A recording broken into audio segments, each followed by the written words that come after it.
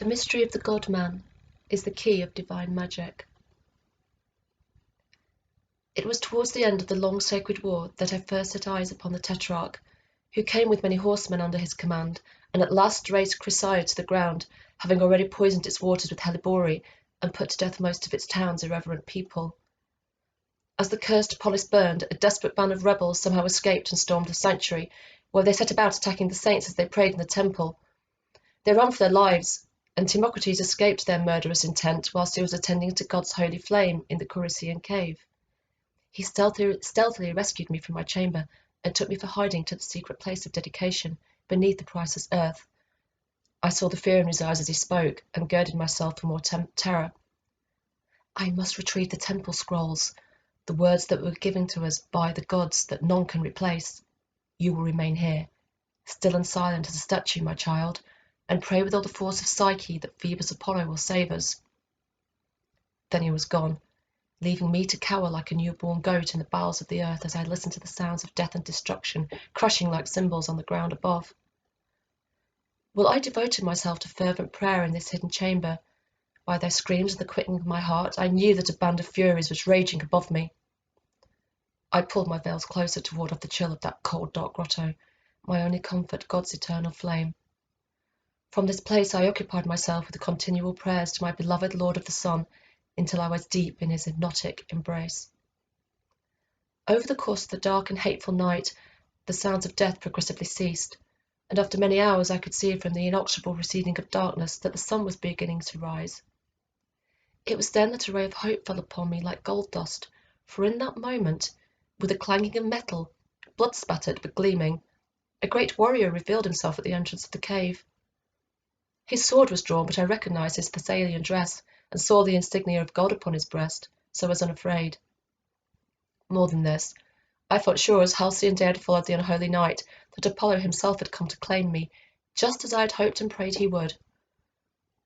I got to my feet and approached him on my trembling legs, holding out my palms by way of supplication as I intoned to him of thanks for deliverance against evil. But rather than lower his sword, he interrupted my chanting and addressed me in a cold voice. "Stop where you are! Are you a Cretan by birth?" Even this did not startle me, so entranced was I by the certainty of deliverance from evil. I answered that I was not, and a look of relief crossed his face, which soon made way for a reflection of wonder in my own. His eyes were like silver stars in the half-light, and I was a small step away from him when he stretched out both his hands to lift my veils. I held my breath as he twisted heavy sections of my thick golden hair around his fingers.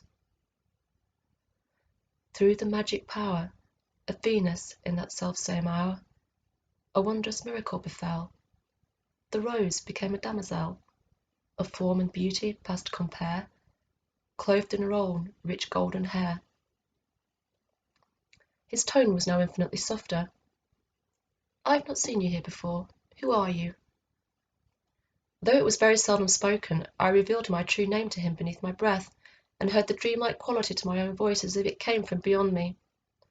So clearly did he resemble the god of my mind that I was dazzled by his longed-for manifestation. He repeated my name to me 3 times, and I could not help but smile with joy as it sprang to life by this charm. My world had been transformed in the twinkling of an eye, and with it the whole world above. The saints who had tutored me were not like this man, who had come to me clothed with the sun. He was handsome as only the god could be, that much was clear, and never before had I experienced such a complete fulfilment of my prayers.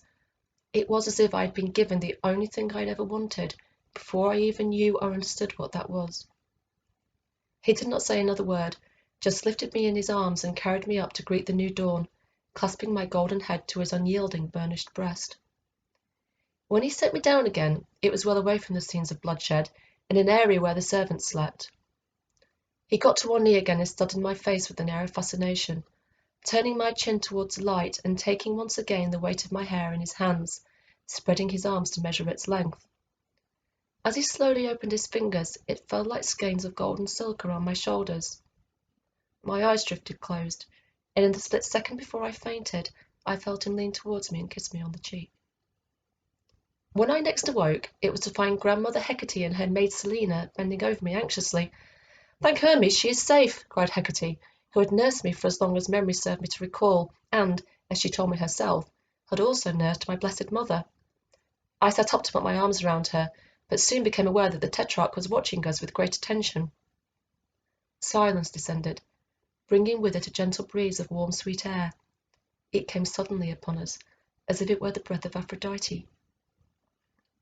"Theora," he said quietly, putting a finger to my cheek again. His voice fell almost to a whisper. "This girl is so fair, I can scarcely believe she is mortal. In her face I see the divine." Hecate gave him a sharp glance at this, but Selina overflowed with pride. "Oh, she is fair as the sun, my lord. Such hair as there is on her head, we have never seen the like of before or since." Without so much as a glance at her, removing neither hand nor eyes from my face, he asked, "You know, do you not, that the High Priestess is dead?" I was shocked at his words, for this had not occurred to me at all until that moment. The Tetrarch addressed me once again with an air of calm expectancy. "Now that she is gone, what will you say to me, daughter of Apollo?" I was afraid then, for I had never before been questioned by such a man in this way. As I searched memory for an appropriate line of hexameter, the dry voice of Timocrates suddenly flew to my aid, and the saint's cool shadow veiled my bewildered face. "May the god be with you now and always," he responded smoothly, "and assist you in fulfilling a glorious destiny, as befits the one who brought light to Delphi in her darkest hour." He got to his knees before the Tetrarch with arms outspread.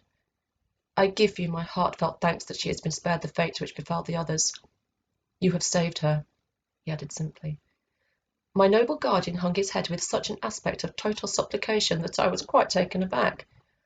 The Tetrarch did not appear surprised, but instead smiled broadly, dazzling us all with his countenance, and appearing so handsome that I stared at him in amazement. He laughed merrily. "My dear friend Timocrates, there is no need at all for this attitude. Please rise." While he was doing as bidden, the Tetrarch unsettled him further. "You know, do you not, that this is a priceless vessel now set before me? I greatly desire to know more of her history. A girl such as this is nowhere else to be found on these shores."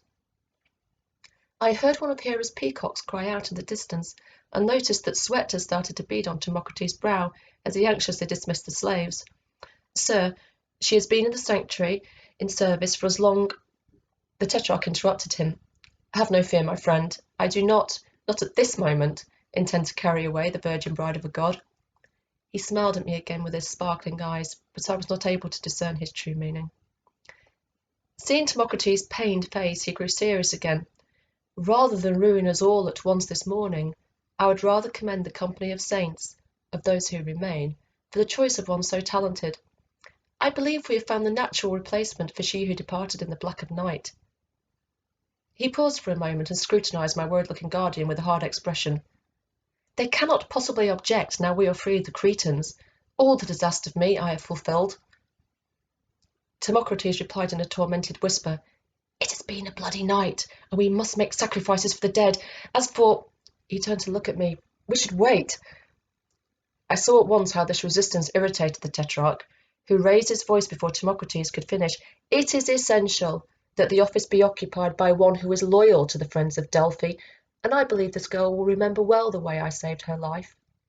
We shall refer the matter to Cleisthenes, but I'm certain he shall stand with me on this matter. Besides," he added thoughtfully, once more fixing his eyes upon me, "it is only fitting for the counsel of Apollo to be given by a golden-haired maiden in his days of greatest glory. I will have a lock of this hair to show the council of the League when it convenes, as a sign that the true and rightful High Priestess is to be upraised as our oracle." He pulled a shining blade from his boot, and before I had time to think, he cut a lock of the hair that had fallen onto my arm. He carefully wound the long golden threads around the hilt of his dagger. "You can be sure that I have made it my duty to protect you, and together with our allies we shall serve as defenders of Apollo's holiest shrine." Timocrates stepped forward and bowed his head, but I was rooted to the spot without real comprehension of the scene I was somehow playing a part in.